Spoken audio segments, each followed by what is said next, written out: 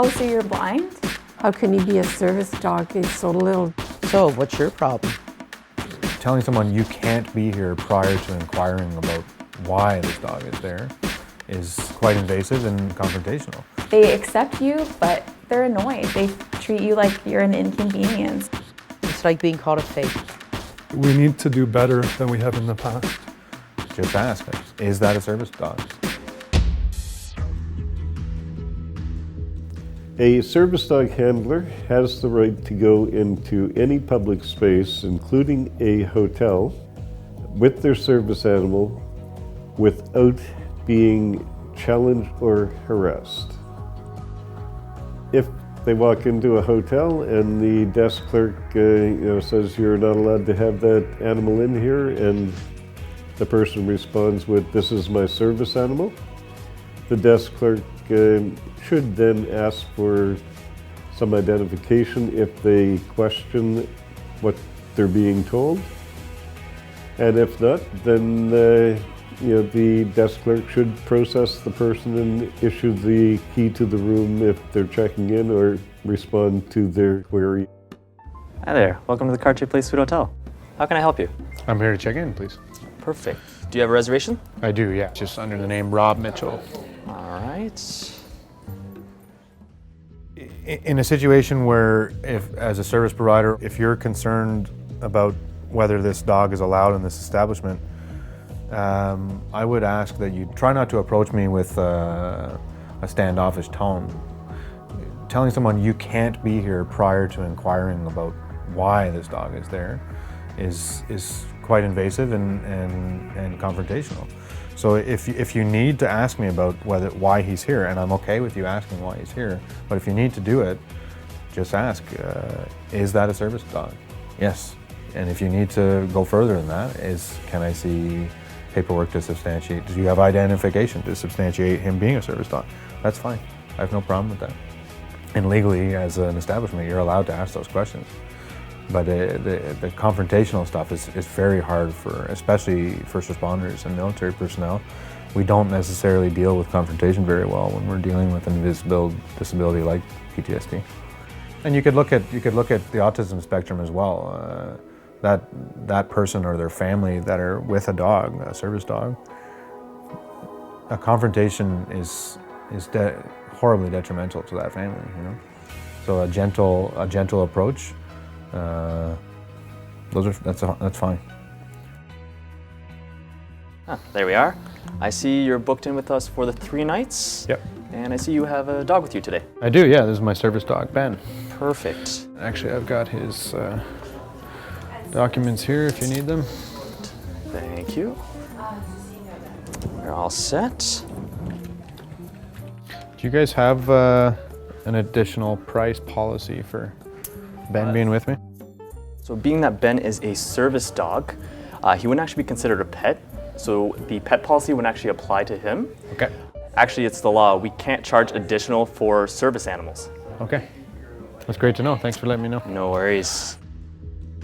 Many hotels now have a pet policy where in the pet policy you are allowed to take your pet into the room of the hotel. You may have to pay a fee for having your pet in the room, and you sign a release that if your pet causes any harm or damage to the facilities at all, you are liable for the cost. None of that applies to a service animal.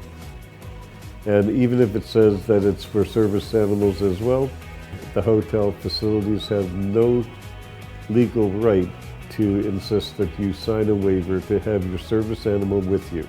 You have the right to have your service animal in any public space that you go. Ben seems to be a little bit uncomfortable. Is he all right? So I've got PTSD from my work as a paramedic, so when he's leaning on me, he's just telling me to pay attention to him, ground, refocus. Oh, wow. So he's just doing his job. Is there anything I can help with? No, I'm okay. I appreciate your offering though. Thanks. No worries. It's truly amazing. Your dog's quite intelligent. Yeah, he's a smart guy. Hey Ben, a smart guy. A lot smarter than I am. All right. Everything seems to be in order. Wonderful. And there you are, Mr. Mitchell. The reason why I was excited to have this interview with you is to be able to help people to understand what it's like for me to go through life, what it's like to have a service dog helping me through my everyday. Having an invisible disability, in some ways I feel it's more difficult than having a visible disability, where people potentially know how to lend a hand. So it's very important that that customer care people begin to realize that when they see a service dog, that's the time to assist the person, maybe help them through a shorter line, like they do somebody in a wheelchair. We need to do better than we have in the past. Thank you. And if you require anything else, we have someone here at the desk 24/7, so just give us a call and we'll be happy to help. Apart from that, enjoy your stay. Thank you so much. Take care. Come on, man. They can't deny you service. So whenever I'm booking a hotel, I always state on the phone, I have a service dog, she will be with me, and I've never had a problem with. I think there was one occasion where I did book a hotel and forgot to mention that I had a service dog. There were questions, and certainly they weren't happy that I didn't tell them, but they still allowed us entry. I've been very, very lucky where people have asked the right question, I guess. Is she a service dog? Yes, she is. Okay. And is she certified or he certified? And just asking, you know, is she necessary for, you know, her being in this room, which the answer is always going to be yes.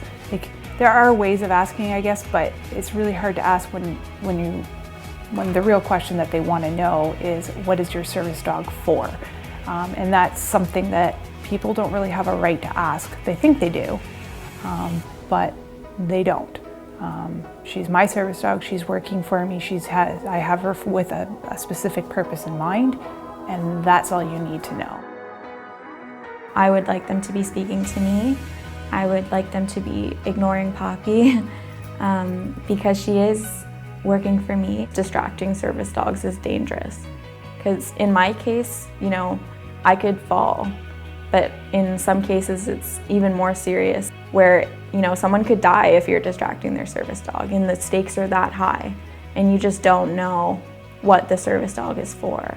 So you can't assume that you know, making baby talk at the service dog or grabbing the service dog is not costing someone their life. You can't make that guarantee. Sometimes the right person is standing right in front of you. You might not notice, but I know he notices you. I'm not broken, I'm just hoping you're my greatest fear. Maybe you just don't see him. There's no writing on the wall. Things that you say might confuse him. None of that matters at all. Dreams of being around her. Dreams of the perfect chance.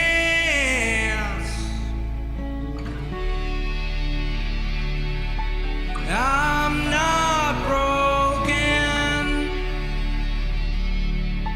I'm just hoping you're my greatest fear. Maybe that's the way